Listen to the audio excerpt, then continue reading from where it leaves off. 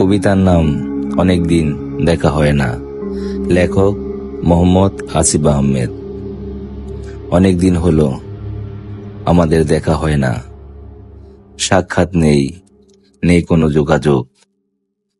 এত কিছু না থাকার মাঝেও আমাদের নেই এক চুল কারো প্রতি অভিযোগ।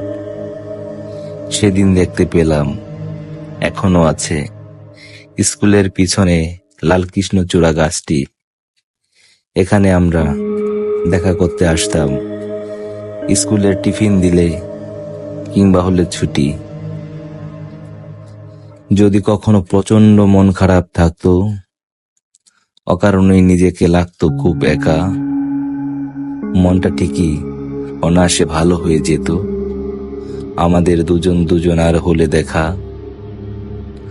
খুনসুটি, আনন্দ, বেদনার কত গল্প করা, আমাদের দেখা মানেই দিনটি হতো রঙিন। আজও কথা বলি নিজস্ব এক ভাষায়, শুধু আমাদের দেখা হয় না অনেক দিন। দুজনার একটা মুহূর্ত স্মৃতি হয়ে আছে, জানি না এই জীবনে দেখা হবে কিনা। আকাশের নিচে আমরা দুজনই আছি, তবু দেখা নেই দুজনার দুই ঠিকানা।